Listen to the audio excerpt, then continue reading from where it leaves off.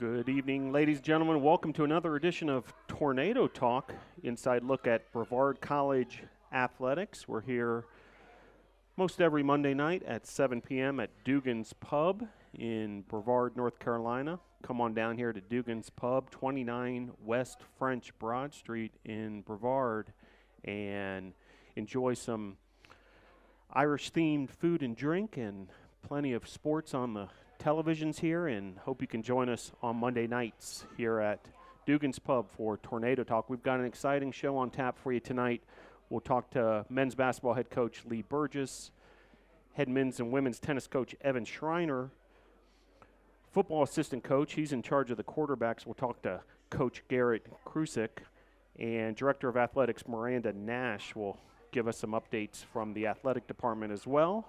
Do want to thank our sponsors, Arby's, Zaxby's, Holiday Inn Express, Hampton Inn, Ingalls, Mission Sports Medicine, Comporium, Pepsi, and Dugan's Pub. Do want to catch you up a little bit since we saw you last here on Tornado Talk. We were not on the air last Monday, which was Martin Luther King Day, and the reason being there were all sorts of events throughout the community, and the Brevard College Tornado student athletes had a day of community service. Want to thank them for their service on Martin Luther King Day, helping out the local community. And also off the field, do want to give a shout out to the women's lacrosse team who participated in a program yesterday where 10,000 meals were packed for those in need, along with First United Methodist Church in Brevard. Great show of servant leadership by the women's lacrosse team yesterday with First United Methodist Church in Brevard. Also want to make mention, we'll talk a little more with Myranda Nash about this. This weekend, or this past week, was the NCAA convention, which was held in Orlando, Florida. And do want to mention men's lacrosse student athlete Jack Shade, who is the president of the Student Athlete Advisory Committee at Brevard College. He represented Brevard College and the USA South at that NCAA convention, a fantastic opportunity for Jack Shade, and certainly great to have Brevard student athletes represented at that major event. Now, do want to give you some breaking news. This afternoon, it was announced that Tyler Orschel, you may remember him from some previous episodes of Tornado Talk, one of those tremendous cycling student athletes at Brevard College. He was named to the World Championship team where he will represent his home country of Canada, one of 13 riders representing Canada for the World Championships of Cyclocross. Those will take place this weekend in Denmark. So best of luck and congratulations to Tyler over there in Denmark, where he'll be representing Canada this weekend for the World Championships of Cyclocross. Now, on the hardwood, women's basketball, who is in action as we speak against William Peace. We'll give you updates throughout the show on that result as it comes in. They had a win back on January 19th, since we saw you last, over LaGrange at the Bosch.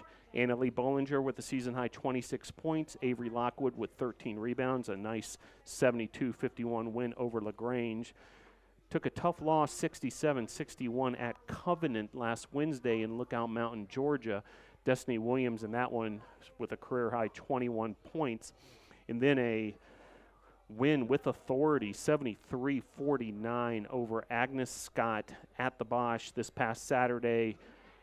Taisha Washington, a previous guest on this show, big day, 16 points, career-high 6 steals. Deja Riddick with 10 points, and really a phenomenal number from that game, 23 assists on 29 made field goals for the Tornadoes, the third most assists in a game by the Tornadoes all time in the NCAA era at Brevard College.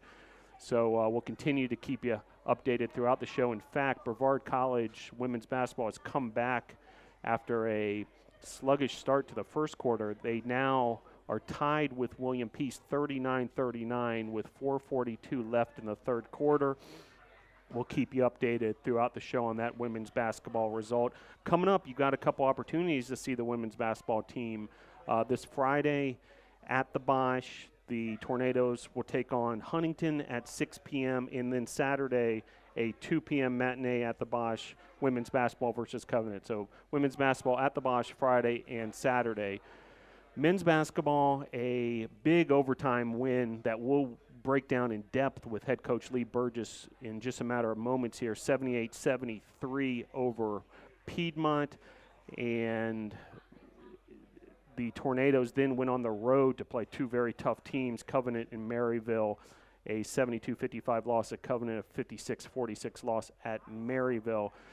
But a big highlight this past week with that win over Piedmont, one of the more exciting games you'll ever see at the Bosch. And then coming up in just a couple days, men's basketball, 7 p.m. tip-off versus Berea at the Bosch. Hope to see you Wednesday at the Boshemer Gymnasium for Brevard versus Berea men's basketball. Spring sports are getting underway, practices well underway. Some of the teams have even started their exhibition schedules. We'll talk to head men's and women's tennis coach Evan Schreiner later in the show. They get going this Saturday at Southern Wesleyan, which is in central South Carolina, not all that far from here. At 1 p.m. this Saturday, they will start in earnest. Men's lacrosse under the direction of head coach Jim Fritz. They played their first scrimmage of the season this past Saturday at Mars Hill. They'll have a home exhibition this Wednesday at 4 p.m. versus Belmont Abbey if you want to come on out and check out the men's lacrosse team. And then the regular season opener will be February 6th at Montreat. Women's lacrosse, under the direction of head coach Kristen Rosado, they have a road exhibition this weekend, Saturday, at Converse, which is in Spartanburg, South Carolina. And then the regular season home opener for women's lacrosse is Saturday, February the 9th. Baseball getting going with their practice to get going with their spring schedule. Season opening 4-game series at William Peace, February 8th through the 10th. Those games will actually be played at the USA Baseball National Training Center in Cary, North Carolina. And softball getting going this weekend, an exhibition on Sunday at Spartanburg Methodist College. Climbing's got a competition at Western Carolina on Saturday, February the 16th, and then we'll have their home event for the spring at the Brevard Rock Gym on Saturday, February 23rd. And road cycling, golf, track and field all preparing for their seasons as well, which begins in March for them in terms of competition. And that'll bring us back to men's basketball as we welcome to the show head coach Lee Burgess. Actually been a couple weeks since we saw Coach Burgess. Coach KJ stepped in for him a couple weeks back, which we appreciated, and great to have head coach Lee Burgess back on the show. Yeah. Coach, thanks for coming on Tornado Talk. Absolutely. Good to be back. Well, the first thing I want to do is break down that 78-73 overtime win. For those who might not have been in the building, just a dramatic finish to that game and on through the overtime, and really want to kind of break down those last couple minutes. The Tornadoes were down by 11 points with 2 minutes remaining in regulation, and then down by 7 points with 30 seconds remaining. Yeah. A couple of key sequences down the stretch, ultimately a made three-pointer by Levi Lamb with 11 seconds on the clock, and then a missed free throw by Piedmont, and then Levi Lamb with the layup to tie the game and send it into overtime. If we can back up from there just a bit, halftime, down by 10 points. Yeah. Can you tell the listeners and the viewers, what was the message to the team and what you felt was the key to get them on track in that second half? Yeah, we're talking about 3 halftimes ago. So I'm going to have to go back in my memory and try to remember what that was. But I do remember, I want to say we had 12 first half turnovers against Piedmont, which is too many for a half of basketball. So we really talked about cleaning that part up. That, if I remember right, our shooting percentages were decent, but Piedmont had gotten a handful of shots on goal than we had, just because we kept turning the ball over.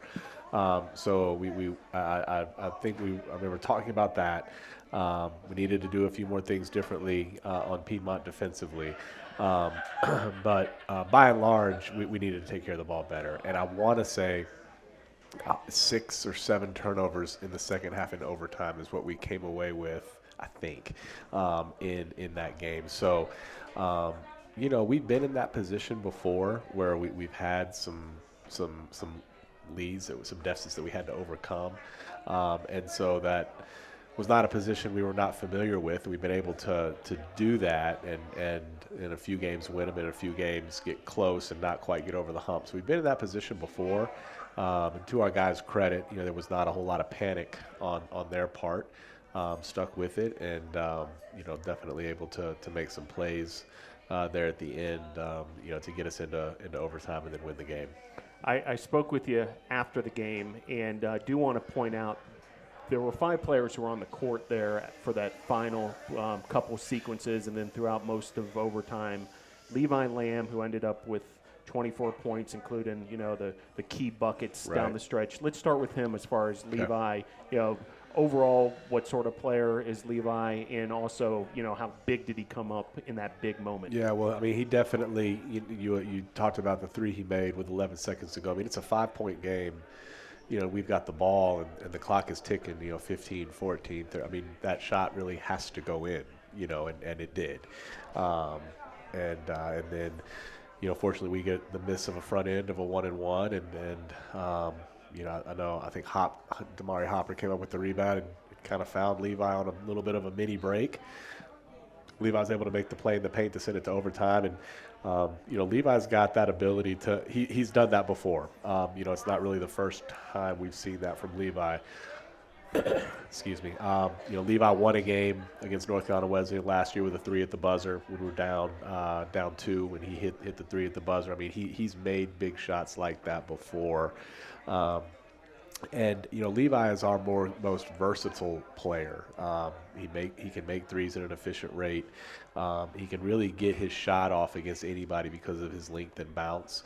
And he's developed his game around the basket to expand that a little bit more than it was last year. So he's our most versatile player on that end of the floor defensively because of his length. He's able to guard a lot of different types of people on the perimeter and around the basket. He can affect shots just bouncing up and altering shots around the basket. So we ask a lot of him.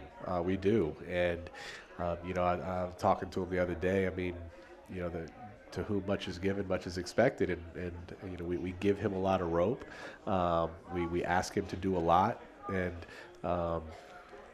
he's got to carry that load if he's gonna take the privilege, which we want him to have. Then we want him to hold himself to a high standard, which he's doing.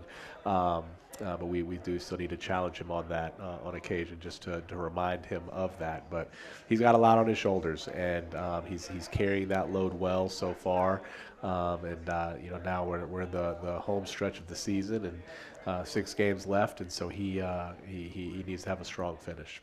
Well, the next player I'd like to mention, you mentioned him as far as being a part of that key sequence, pulling down that rebound, finding Levi Lamb for the points that sent that game into overtime.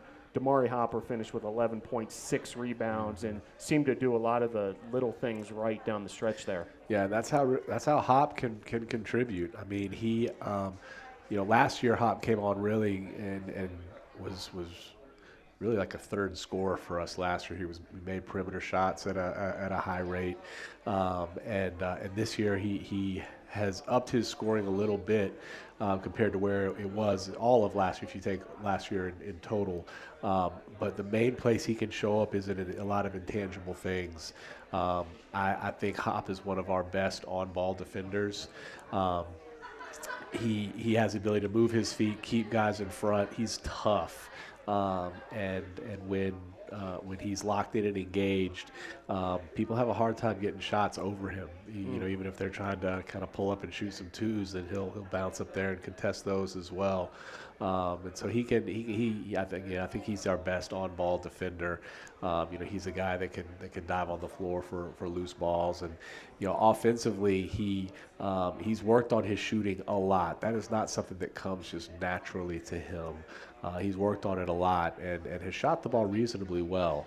We're trying to continue to build up his confidence right now and get his confidence back. I think he's lost a little bit of that, but he's put in a lot of time. So hopefully he can stick with that and knock down some shots for us here down the stretch. One of the things we were challenging him is ball security. We need that to really stay.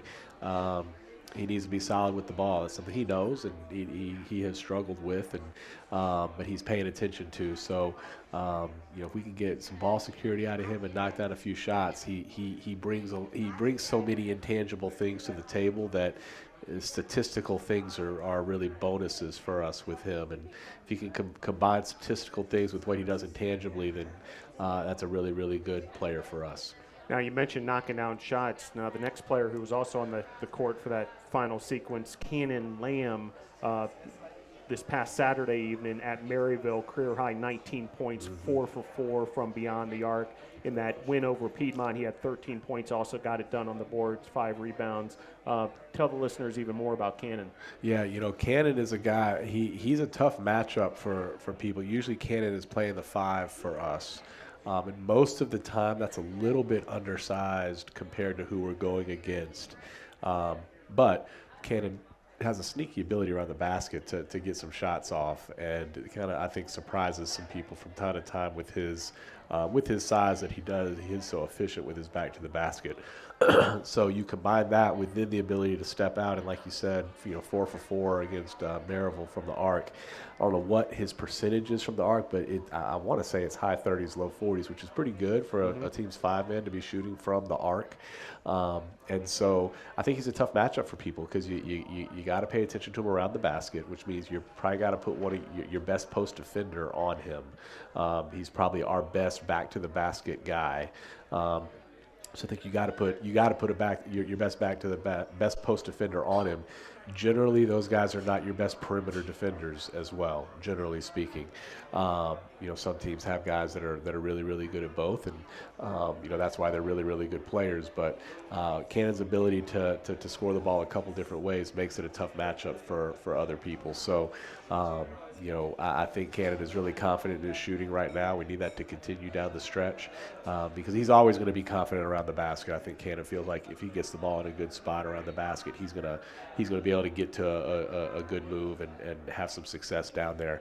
I don't know that he's always confident with his perimeter shot. Right now, I think he is, and so hopefully that can continue on down the season. And I'd imagine if Cannon's draining threes, the opposing defense has got to pay a lot more attention to him suddenly, which might free up Levi Lamb. Yeah, and I mean, it just opens things up. I mean, with how we play, some teams will just kind of, camp their big boy in the paint, just kind of clog things up a little bit, and it just doesn't make us move quite as freely as we would like. But yes, if Cannon's out there on the arc knocking down shots, then that guy's got to come out and guard him, and now I think it just opens everything up.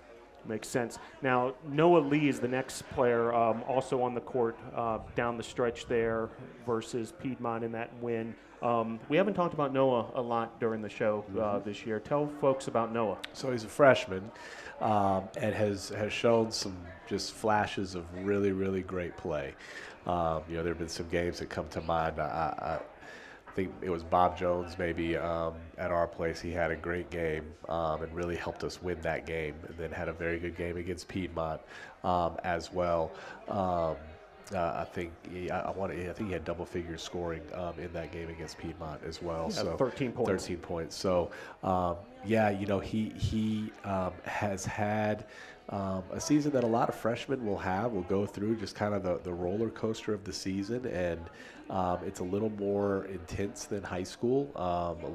There's a lot, most of the time, a lot more attention to detail given through the season. You have to stay engaged for longer periods of time, not just when you're on the floor, but off the floor with the film sessions and the practice and, what you're expected to remember from one day to the next. It's just a heightened level of mental engagement that a lot of people aren't used to. And I do think Noah, when he's been able to kind of clear his head and lock in on what he's supposed to do, he's shown flashes of being a really, really, really good player. And then we're continuing to try to to get him to do that on a more consistent basis. He got banged up against Maryville a little bit. I don't think he's going to be able to play on Wednesday. Hopefully we'll have him moving forward after that as he get some rest and some rehab and gets back to it. But yeah, he's got a chance to be a really, really special player, and we're going to push him. So far, he's been receptive to that pushing, which has been great. But he has a very, very, very high ceiling, and if he wants it, then he can go be as good as he wants to be. Now, the final player I want to mention, who was also on the court down the stretch there in that win over Piedmont, Joshua Wilson, who was on the show a couple weeks back out of Alaska. Mm-hmm. He had some key plays down the stretch there when the Tornadoes were down by 7 points with 30 seconds left. He hits a couple free throws. He gets a key steal and then a layup that cut the deficit to 4 points. So came up big when it mattered most. Tell us even more about Joshua. Yeah, Josh is a really smart player. I mean, I think anytime we look out there, very, very rarely is Josh in the wrong spot. He's a smart player. He knows where he should be. And is usually there, and that's offensively and defensively. And we don't play a simple style. I mean, it takes a little while to get. He's picked it up very quickly, and again is usually in the in the places that he needs to be. Yeah, came up with some big steal and lay-in, and then made a couple big foul shots, which that's something he's struggled with here recently and has worked at it, and that work pays off. When he's able to go to the line and knock those down to help us continue to claw back into that game. So, Josh is again also he's a tough player. Josh can be coached. He doesn't mind being critiqued, and he takes that really, really well. Tries to do what you're asking him to do. And is a very intelligent player that usually as we're looking out there. And, we see some guys that are out of position, and it's usually not Josh. Josh is usually in the right spot, which is definitely comforting to have as a coach to know what you're going to get when somebody's out there on the floor. Well, for those who may have missed it, 78-73, a win over Piedmont last week at the Bosch in overtime. The Tornadoes just dominated the overtime period to take that win, outscoring Piedmont 10-5 in the OT period, and then went on the road this weekend against two of the best teams in USA South, Covenant and then Maryville, a tough road trip as far as games back-to-back.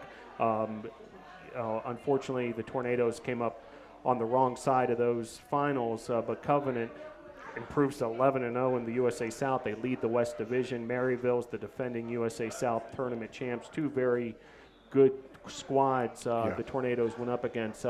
For those fans who may not have watched it on the stream, can you recap a little bit what happened this weekend? Yeah, so Covenant, like you mentioned, they were undefeated, had in the league play heading into the game with us. It ended up North Carolina Wesleyan got them the next day. So Covenant now has one loss, but going into our game, they were undefeated. Excuse me. We started the game off okay. It was 11-11, and then we had a very, very poor 6-7 minute stretch where it was a 20-something-0 run by Covenant, and we lost some discipline offensively. We lost some discipline paying attention to the scout with what we needed to be doing as far as how we wanted to guard certain things. Covenant is a very, very good three-point shooting team, and they have a post player, a big man in the middle, kind of anchoring everything that's averaging over 20 points a game. So it's a difficult guard. Because they have a post presence who can also step out and shoot threes, but then the rest of their team is so good at what they do as well. I think they average 10 made threes a game, and they made 9 in the first half against us.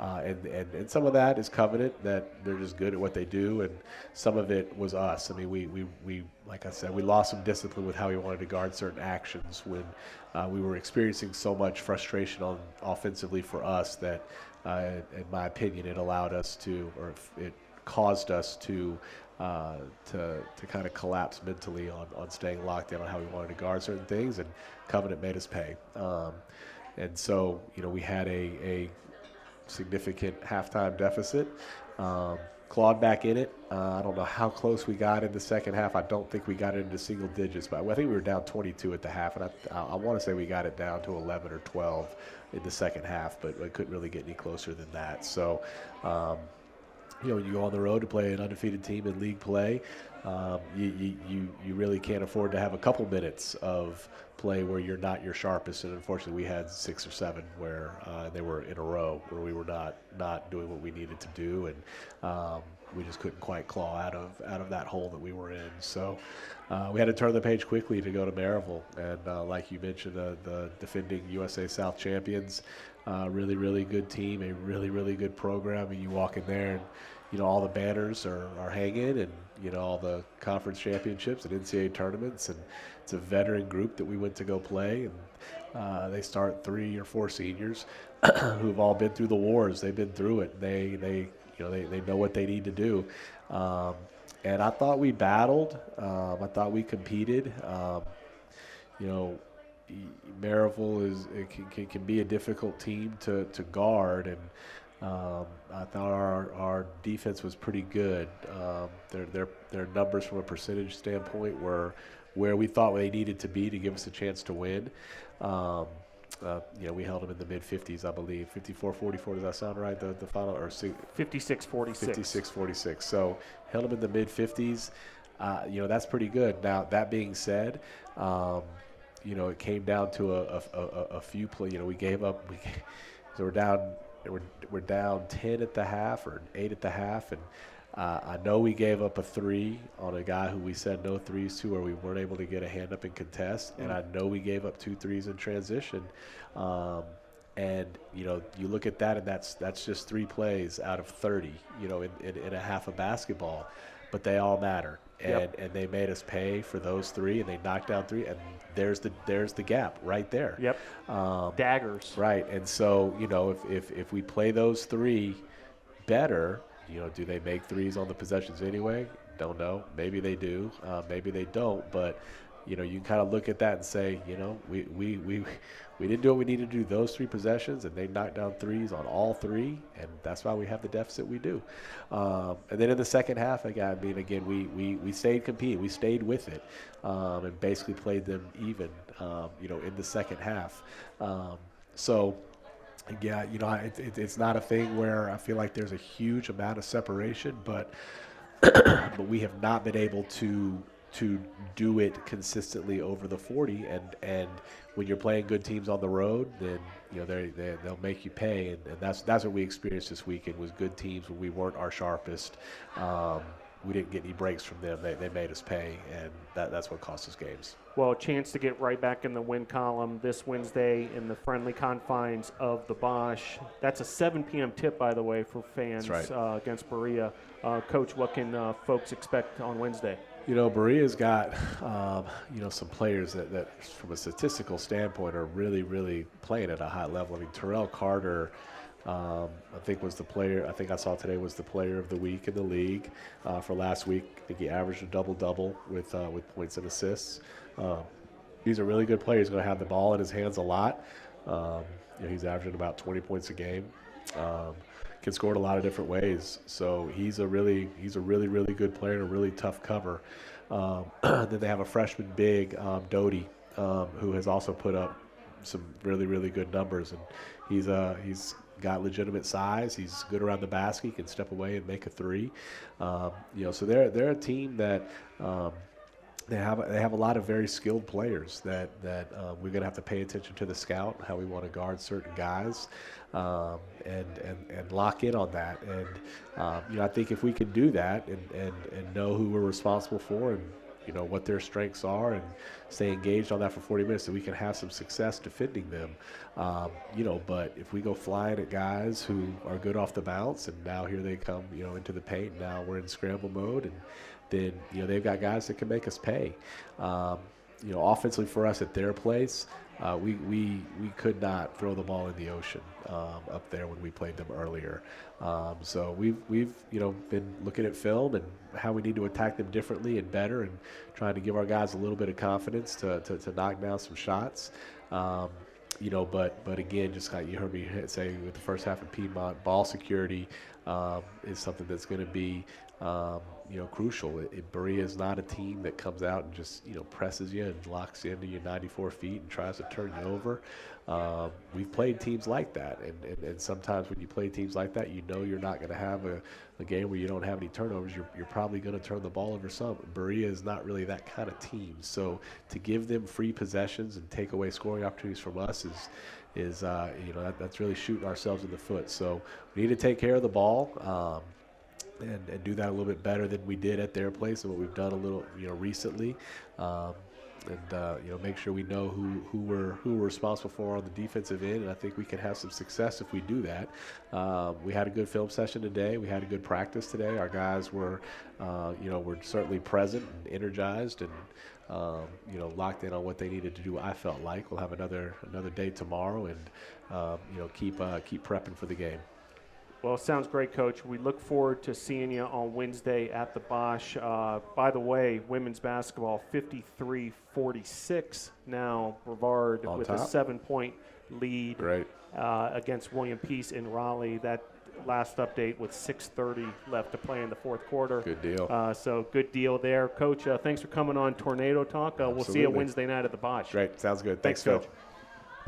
Head coach Lee Burgess from the men's basketball program, getting us up to speed on everything happening with the Tornadoes men's basketball program. And again, 7 p.m. this Wednesday at the Boschmer Gymnasium. Hope to see you there. And another update from women's basketball as the lead seesaws back in favor of William Peace, now 58-56. William Peace leading Brevard with 2:47 left to play. As we will shift gears here, talk a little tennis.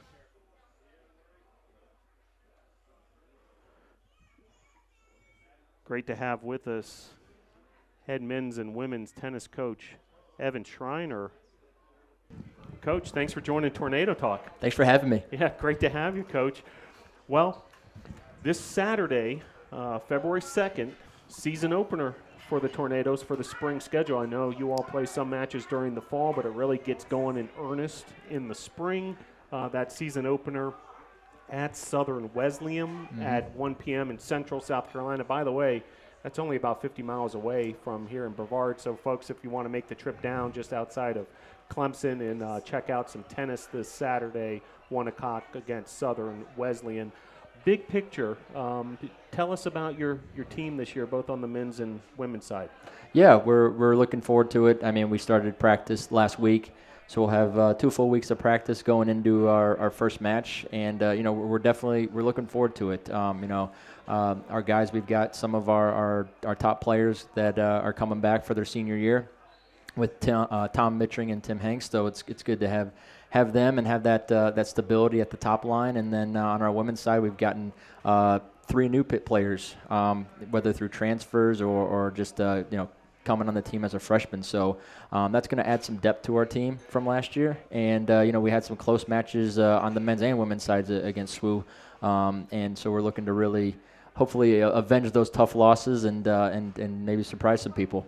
Well, I do want to break this down a little bit further with you, Coach. First, on the men's side, you mentioned Tom Mittring and Tim Hanks, seniors, both hailing from Germany. Mm-hmm. Tell us kind of a little more about them, their whole story, certainly a long way from home. Yeah, no, it is. I really can't say enough good things about both of them. First of all, I mean, it's tough going from another country that doesn't speak your native language and coming here and going to school and having to perform well academically and then tennis and balance your schoolwork on top of that. But it's not uncommon, especially in tennis, for internationals to come play college tennis.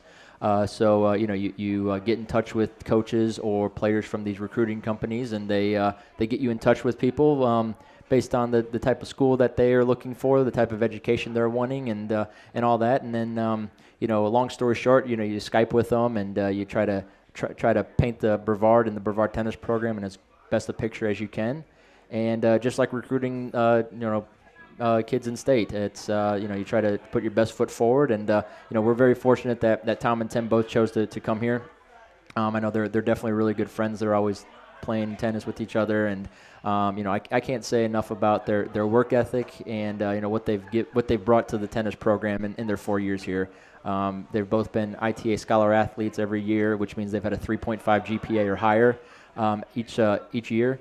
So that's a good thing. And as far as workhorses, there's nobody who works harder than those guys. I mean, they're always doing individual work with me or putting in the work in the gym and all that stuff. And it's just a great thing to see from them. And we're definitely going to miss them next year. So we'll do it right on Senior Day and honor them and all that stuff. But it's as a coach, you're very fortunate to get players like those two coming here from another country and spending their 4 years here. Now, do you use the two of them as a doubles team as well? I would imagine they could be pretty effective, not only from, obviously their experience as, both as seniors, but also maybe even from a language standpoint and, having that sort of chemistry, both being from Germany. Yeah, the thing about tennis for us is the lineup can fluctuate throughout the season. So, the doubles pairings and the singles lineups that we have at the beginning of the season may be completely different than what we have at the end of the season, just depending on how everything goes and, the chemistry of our doubles teams and all that stuff. But yeah, Tom and Tim, they played one doubles for us last year, and I think we're going to start them as one doubles this year. And, they have great chemistry. They're both lefties, which is a little unorthodox to have as a doubles team. Usually, ideally, you like to have a right-handed and a left-handed player if you can. But we got two lefties, and, that definitely throws a wrench into things. But, they feed well off of each other. Their personalities mesh really well. And it always helps that they're good friends and they spend a lot of time with each other off the court. So it's a good chemistry, and it's always good to have that doubles pairing that is gonna be a tough match to beat. Now on the women's side, you mentioned some great newcomers coming into the program. I do want to talk about one in particular who this past fall made all sorts of headlines. Freshman Eleanor Flannery out of Florida. Yeah. She starts her collegiate career 3-0 right out of the box. Just a big highlight of the fall. Tell us even more about Eleanor. Yeah, she came in and I got to know her really well, and she actually came over the summer during our registration day, and I got to see her hit at the racket club that I work at. So it's really cool to see somebody who's really hungry and really to come in and ready to work hard. So that was great to see her, working out with us over the summer, hitting in with some of our junior academy players at the racket club, and then when she came in, she's got a very good foundation, meaning just her ground strokes, her touch, her finesse. She's very, very good, and she's definitely been very well coached in juniors. So when you get somebody like that, it's always a good thing to see. And then from there, she's also a very smart player. So she's able to use her talents, and she's able to use her technique and all that stuff in a good way, and really move her opponents around. She can exploit weaknesses very well. So she won all three of her singles matches, two of them against Division II opponents, which was great to see. And we're definitely hoping for great things from her. She's been working hard just like everybody else, and we're definitely looking for good things from her come start of the season. Well, exciting outlook for both men's and women's tennis at Brevard College. Now, coming up here soon in Asheville is the Fed Cup. Second straight year that the Fed Cup has been in Asheville. It's the premier international team competition in women's tennis. Some of the biggest stars in the world. This will be a matchup between Team USA and Australia coming up February 9th and 10th at the U.S. Cellular Center. Right. Now, the Brevard College Tornadoes will have a role in this event. Tell more. Yeah, we're going to be playing in the Fed Cup, and no, I'm just kidding. Okay. Eleanor versus Serena. Yeah, exactly. No. We have a very good relationship with the local tennis community in Asheville and in Western North Carolina.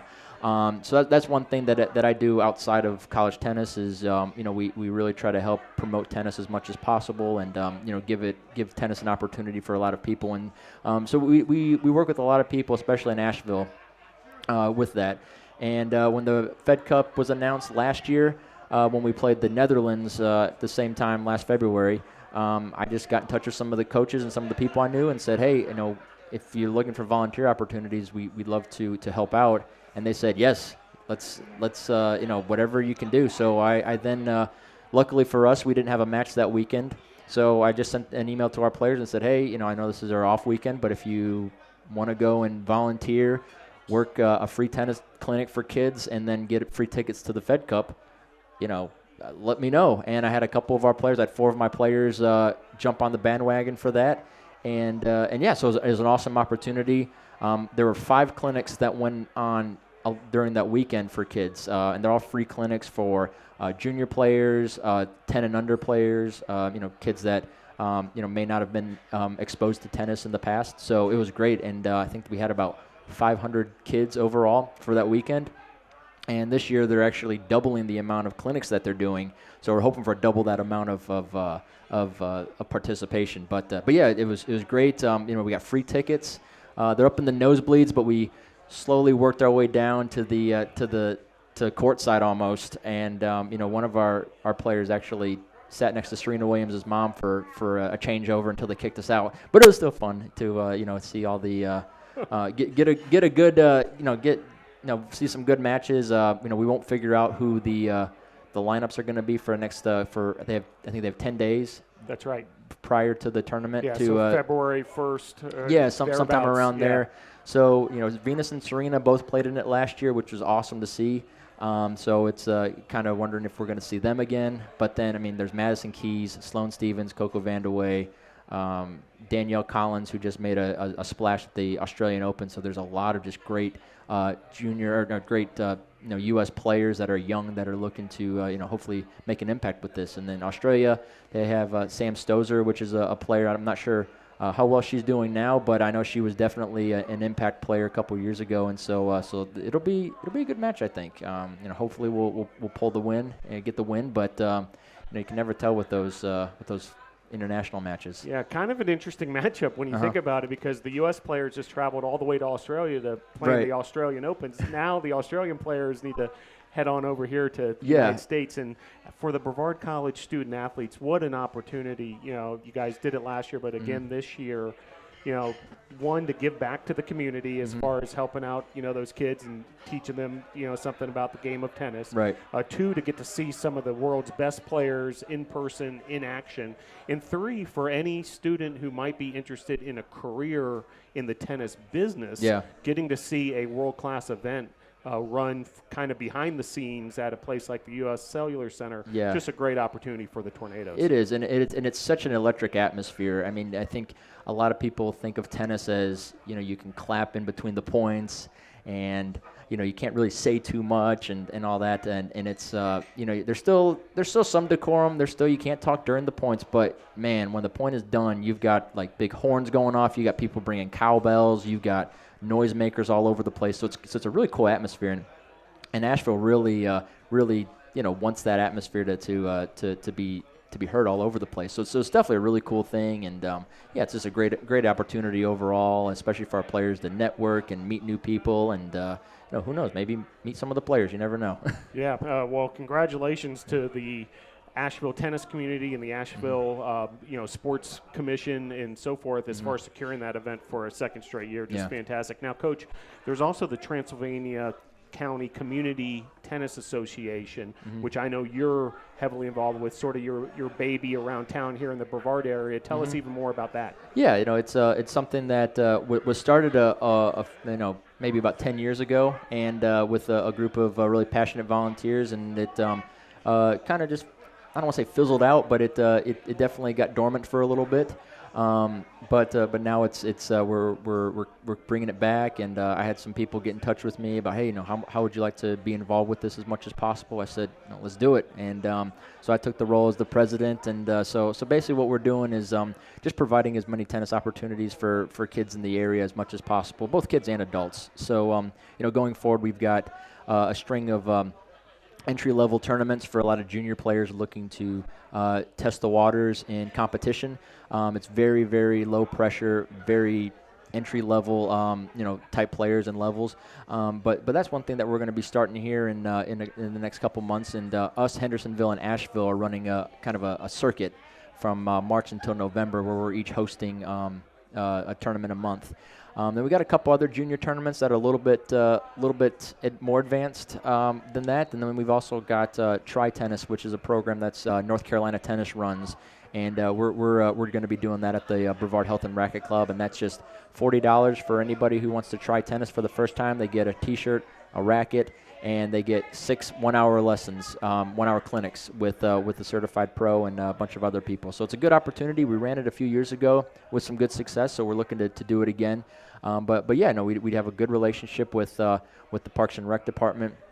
So they've really helped us out with a lot of stuff there as far as promotion and just getting the word out. And then Hendersonville and Asheville, they're in the same boat. They're just trying to do whatever they can to promote tennis and get it out to as many people as possible. So we're working hand in hand with them to make it a very inclusive opportunity for everybody involved, as well as just trying to get as many people out there to try tennis as whether it's your first sport or your fifth sport. Well, last thing, Coach, I do want to just let listeners and viewers know a little bit about you and your path to Brevard College. You were a graduate of Coker College, where you played collegiate tennis. You went on to earn your master's degree and further refined your skills at Clemson University, not far from here, and then got going in coaching most recently before Brevard College at Allegheny College in Pennsylvania, where you spent 2 seasons. You've been at Brevard since June of 2015. Yep. Was there anything I missed there? And moreover, and I asked this to a lot of guests on Tornado Talk, what makes Brevard so special and, keeps you around? Yeah, well, you left out my 7 Wimbledon titles, so right. That's all right though. We'll have the viewers at home they can Google that one. All thousands of them look that up. But no, I mean, Brevard is an incredible place, and I think I moved here when Brevard was a very trendy place to live. You've got the spillover of the Asheville beer culture that's here for everybody of age. And then also the outdoor culture is incredible here. I mean, there's so many great hiking spots. I've taken up fly fishing since I moved here. I go mountain biking as well in DuPont a lot. I'm not ready for Pisgah yet. That's a little bit above my pay grade. But, if you're somebody who really likes the outdoor culture, likes the active lifestyle, then, you can't get anything better than Brevard. There's so many great hiking trails that are literally 3 miles away from campus. It's such a gorgeous place to live. I have such a cool mountain backdrop when I'm walking into my office every day, which is really neat.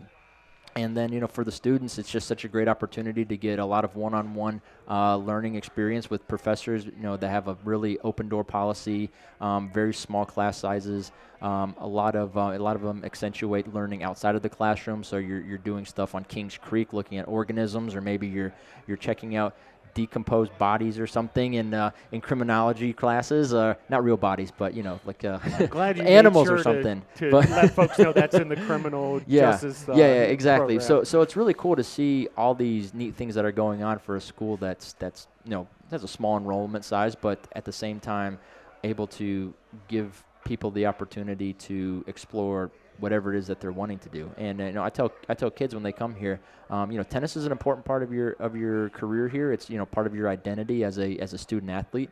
But at the same time, if you're wanting to get into something else, if you're wanting to try another sport, if you're wanting to get involved in another club or something, that's not a bad thing. It's not a bad thing. Tennis is still an important part of your career here. But also, if you want to come in and go. And, we've had some of our guys join the rock climbing team and just do something to where they're not burned out of tennis so much. We have a couple players that are on the cycling team or have been on the soccer team. So, we have that opportunity to come in and really have not just one thing define who you are. If you're wanting to get into some clubs, if you're wanting to really take a role in something else outside of sports, same thing. We have a lot of our players do a lot of volunteer work, or we'll do stuff with other groups or other businesses. So it's just a great opportunity outside of Brevard being such a great area that you can do a lot and you can really make a lot out of yourself here. Yeah, no doubt about it, Coach. Appreciate that answer, and best of luck this weekend. Season opener at Southern Wesleyan, 1 p.m. down in Central South Carolina if you want to head down that way and check out some college tennis. And then the season gets going in earnest throughout February, March, and into April. Coach, best of luck this spring schedule. Thanks for coming on Tornado Talk. We'll see you in a few weeks, I'm sure. Sounds good. Thanks for having me. Thanks, Coach. All right, that was head coach Evan Schreiner of men's and women's tennis. Again, want to remind folks the Tornadoes in action this weekend at Southern Wesleyan, 1 p.m. down in Central South Carolina. Final from women's basketball, William Peace edges Brevard 64-62, a final, a layup in the final seconds by William Peace, so a bit of a heartbreaker over there in Raleigh for the women's basketball team, but they'll be back in action this weekend. But in the meantime, we're going to turn the page, talk a little football with quarterbacks coach Garrett Kruczek. Coach, thanks for joining on the Tornado Talk. Glad to be here. Appreciate you coming on the show. Awesome. Well, Coach, first thing I want to talk about, and you'd imagine this would be on my mind, is the freshman quarterback from this past season for the Brevard College Tornadoes, none other than Dalton Cole, USA South Offensive Rookie of the Year, 20 touchdowns, 163 completions, which both led the conference, 1,847 yards, 60.4 completion percentage.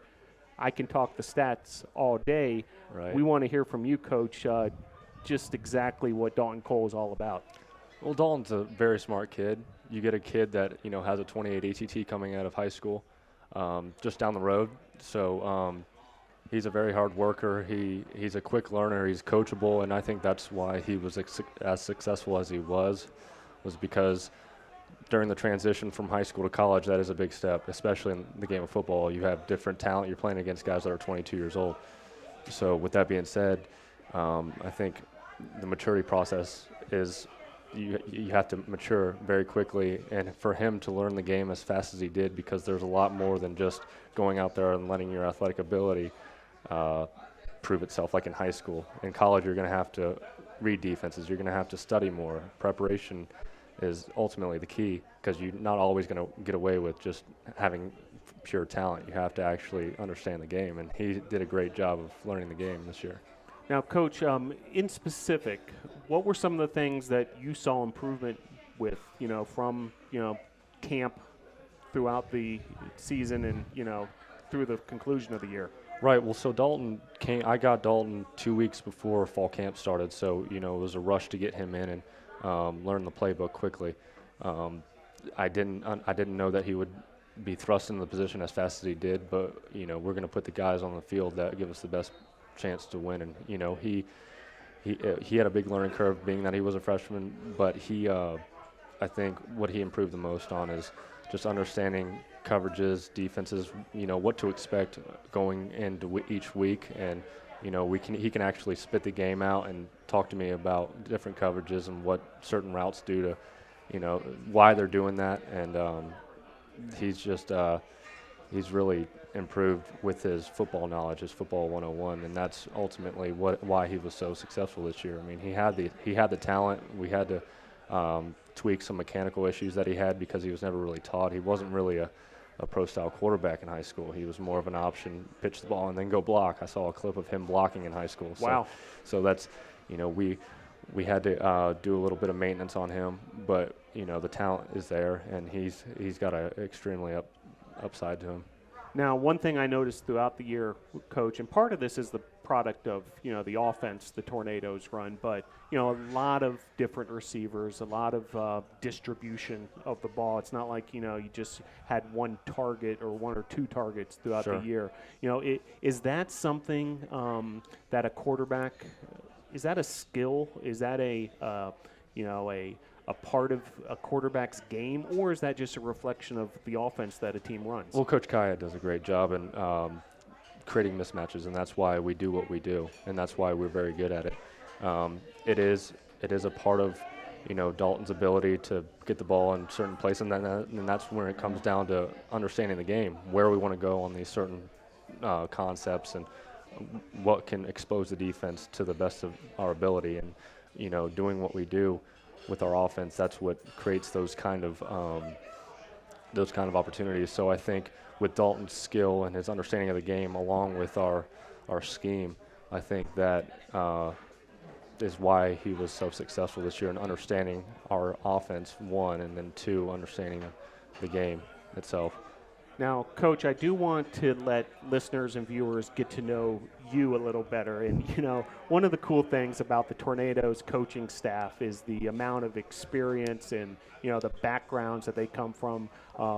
If you read through the bios on bctornadoes.com, you'll see NFL brand names pop up left and right. So it's got to be a great recruiting tool for you all as you guys go up against other NCAA D3 schools. But do want to let listeners and viewers know a little bit more about you. You come from a football family. Your father, Mike Kruczek, was longtime coach of UCF and then was part of Denny Green's staff with the Arizona Cardinals, where Coach Bill Kyatt was. Right. And so I want to start there. What was it like as a child to have your dad as a coach, and how much has that has rubbed off on you?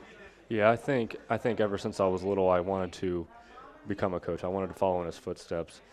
Playing the game was just extra, but studying the game and teaching or tutelage to quarterbacks and coaching quarterbacks was ultimately what I wanted to do. And being in the film room when I was 6 years old with Dante Culpepper at UCF, and then going to Arizona with Coach Kyatt and meeting him and being around guys like Kurt Warner and those kind of guys was major in my development, because I it just sped up my knowledge of the game. And then when my dad got out of the NFL coaching, we started training Matt Ryan out in Arizona. So we being around those kind of guys and those kind of greats really helped me wanting to train quarterbacks and coach quarterbacks, and that's ultimately what shaped me into what I wanted to do today. Yeah, 6-year-old, that's a pretty good head start.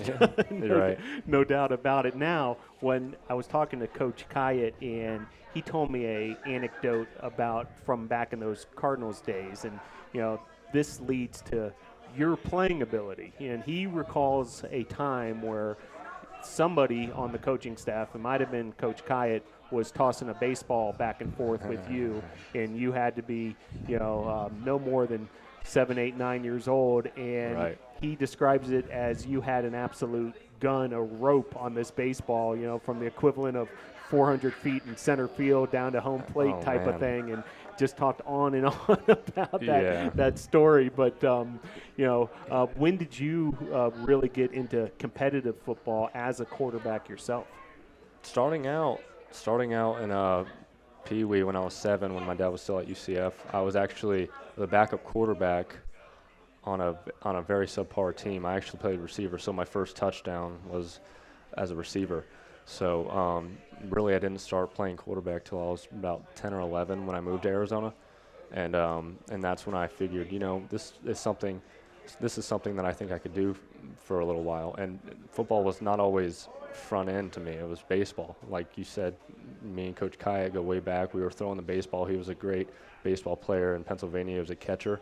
So I was a catcher too. We were gunning out people at second base. So, we shared that kind of in common. And honestly, football then wasn't, it was kind of even with baseball, but then I kind of put baseball in the back pocket and then got really into football. So that's really what caused me to love the game of football, though, like Coach Kyatt, with him.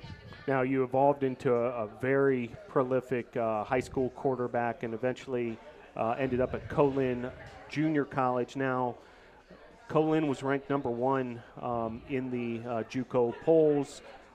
And for folks who may have been a fan of the show Last Chance U, Season 1, Episode 2, go find it on Netflix or Amazon Prime and check it out, because Garrett defeats, the stars of Last Chance U. Did you even realize that those guys were filming that show when you were playing that game?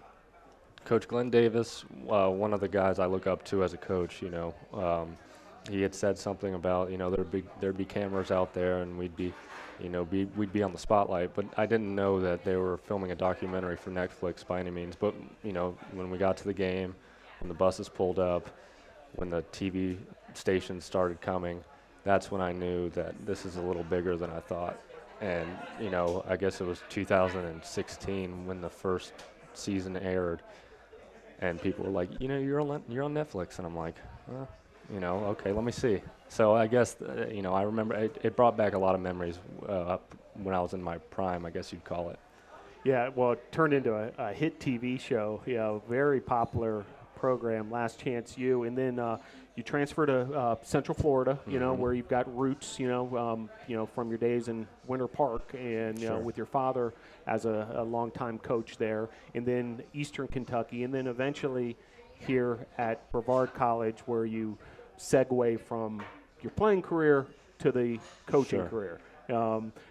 Tell us about that last part of the journey, as far as how you got reunited with Coach Kyatt from those early days at the Arizona Cardinals and now part of his staff. Right, and it's been a complete honor to be a part of Coach Kyatt's staff, because I knew once I was at Eastern Kentucky, once I was winding down my playing career, I knew that playing the game, I had nothing much left.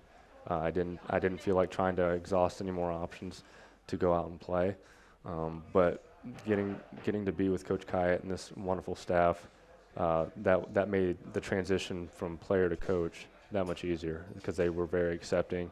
I'm the young buck on the team, on the staff, so like I said, we pride ourselves on our experience. You're going to get coached here, and it's just a wonderful staff to work for, and I wouldn't trade it either way, anyway. Well, Coach, we're thrilled that you're part of the Brevard College Athletics Tornado football staff.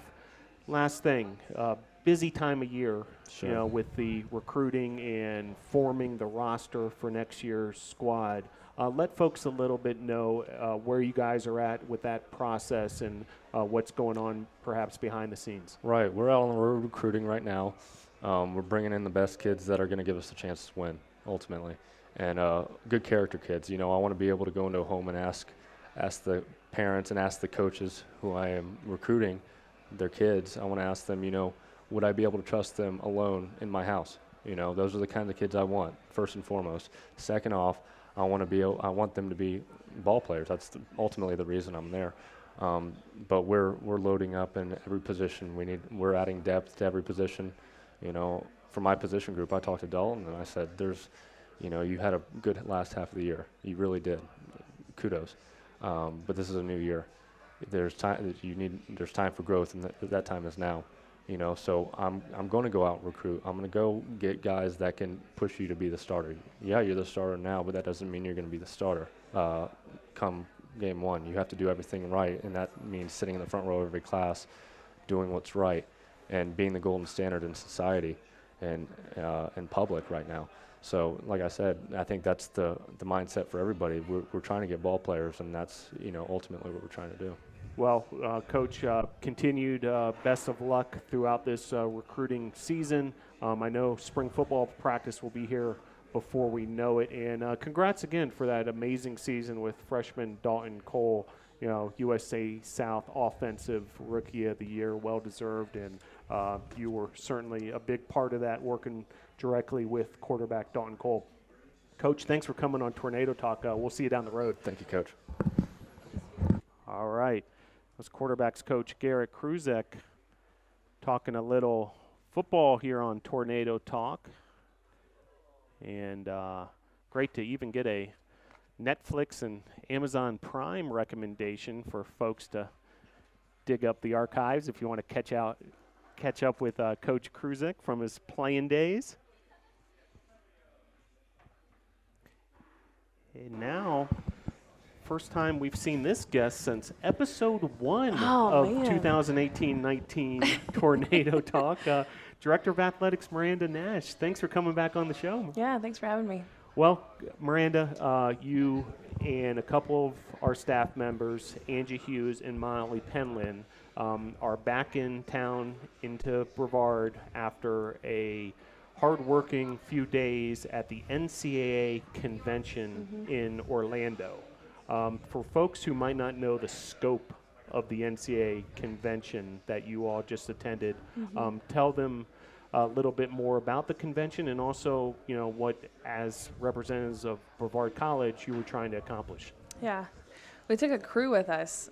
Molly Penland's our SAC advisor, and so she was working with the conference office. They actually take one student from every conference school, so they had 18 student athletes down there. Tom Hart, our commissioner's vision for them was fabulous, and it's a pretty heavy cost to do that. They got fast passes at the Universal Studios or Epcot or something. But she was there in that capacity, and also Jack Shade, a men's lacrosse student athlete, came down to represent us. He did a fantastic job. I wanted to expose Angie to what NCAA convention would look like. So she hopped in the car with us and went down and got to see the compliance-wise, legislation voting. Dr. Steve Knott, our FAR, came on down, and I think that was his first convention as well, so it was pretty eye-opening. And we had President Joyce and Juan Mascara, our athletic director, report. So we had a crew down there, and part of that is us transitioning into Division III. There were some mandatory events that we had to go to. And so the biggest thing for us was to get to our conference voting and if we had any business that we needed to do. And then the legislation, which we couldn't vote in that until we're full members. But there was a lot of legislation up for vote and just to kind of see how Division III does it. It was also the first time in 11 years it was an all-division vote. So the Rice Commission had a couple pieces of advice for us for the basketball corruption. And one of them was to add 5 members to the Board of Governors that were, outside of our institutions, and so that passed as well. So a lot of business taking place there in Orlando for that NCAA convention. I do want to get back to Jack Shade, who represented not only Brevard College, but was one of the representatives for USA South Conference. He's the president of the Student Athlete Advisory Committee here at Brevard College. It seems like just an amazing opportunity for a student athlete like Jack to be able to see with his own eyes the NCAA convention. I'm not sure, what his ambitions are as far as, his future goes in the business world. But regardless, whether he wants to be in college athletics or elsewhere, it had to be just a tremendous opportunity for Jack. Yeah. The worst part about Jack is this is his last year. Wish we could keep him a lot longer. He represented us in a fashion, to really be proud of him. I think there's only 4 males that went as well. And so to have the male representation there, it was important to have him.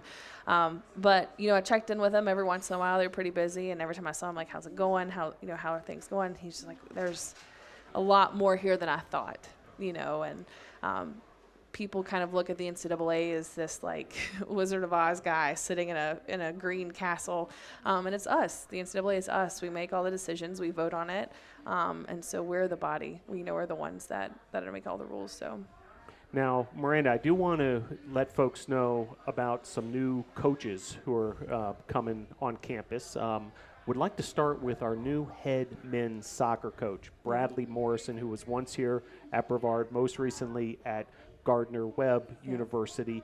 Tell folks even more about Bradley. Yeah, so I got the chance to work with Bradley when I was here last time and thought the world of him. He had a lot of success here when we were Division II, and he left to pursue opportunities with the North Carolina High School Athletic Association, and then went back to Gardner-Webb, which is his alma mater, and I wasn't sure if we could steal him back, and luckily we did. I think they're going to see a ton of success here with him at the helms, and I'm really excited for that program and what they're going to be able to accomplish in the next few years. I think it's not going to take very long at all for us to see that. Yep, new head men's soccer coach Bradley Morrison, now also in the sport of soccer, but on the women's side, Coach Juan Mascaro now has an assistant in Chelsea Shaughnessy, who comes from Mitchell College in Connecticut. How big is that for the women's soccer program to have Chelsea on board? That's huge, I think, to have that female voice on the team and one with head coaching experience. She's really got a lot of experience behind her that's going to be able to assist Juan, who has a lot of other duties. She's going to be given a lot of responsibility that I know that she'll rise to the occasion and definitely provide a good voice for the team. Now, new head cross-country and track and field coach comes from Berea College, who was the defending champions in cross-country for USA South. He's on campus He is off and running, no pun intended, Daryl Patrick. Yeah, Daryl is a great asset to our staff. This is his first stop as a head coach. And thrilled to have him here. His passion, his energy for the sport is contagious. And it's a program that we need to rebuild from the ground up, quite honestly. And I think that he's up for the task. Now, the next coach has been promoted from assistant coach to head coach. That's men's and women's golf coach Chris Fry. Now, this will be the last year of competition for men's and women's golf here at Brevard College. However, I knew it's important to you and, to the golf program to get Chris in position to, bring the Tornadoes down this stretch run. And he's a BC alum who has, earned his chance. Yeah, I remember Chris is a student athlete, so coming back and seeing him as a coach, the team thinks the world of him. He's going to provide an incredible experience for their last semester. Now, one major hire also in the administration side of things, the new assistant athletic director and senior woman administrator, Stephanie Johnson. Stephanie comes to Brevard College from Delaware Valley University in Pennsylvania. She'll get going in a few weeks here at Brevard College in that role. Tell folks a little bit about Stephanie and also what she'll be handling for the Tornadoes. Yeah, she's going to be the pinch hitter. She'll have a lot of responsibility. She'll be working with our Tornado Club, internal operations, marketing, promotions. She is replacing the position that I had prior to going to Winona State. And she was at convention with her institution, and so I got to introduce her to some people, and, it was great for her to have that experience. I think she wants to be an athletic director. And so giving her the platform to learn as much as she can here, she'll get to wear a lot of hats. No doubt about it. And, and folks may hear us reel off all these names and might be like, hey, that's a ton of turnover at that place, but not the case. As someone who's been in the industry a long time, this is just the nature of the beast. Mm-hmm. Coaches come and go very quickly sometimes. And in fact, there's plenty of folks on the staff, who've been at Brevard a long time and a very appealing, place to stay long term. Right. Yeah. Yeah. And something that Brevard does is give people experience to go to that next job that they really want. And if that's what they're looking for, it's certainly what you can get as a young professional here. Now, last thing, Myranda, spring sports right around the corner, starting already. In fact, we had Coach Evan Schreiner on earlier. We've got men's and women's tennis starting this weekend. Lacrosse is starting to play exhibitions. Meantime, basketball season's still going on. It's always busy at that football office with recruiting and what have you. How do you keep it all straight? I have really good people that I work with. I don't know if any one person can keep it straight. Just rely on our staff. Everyone has their job to do, and everyone does it really great here, and so it makes it easy on me. Well, exciting times. Jump on board. Just go to bctornadoes.com. Check out the composite schedule. You can plan your entire spring, around Brevard College athletics. And Myranda, always great to have you on Tornado Talk. And just hang with me here.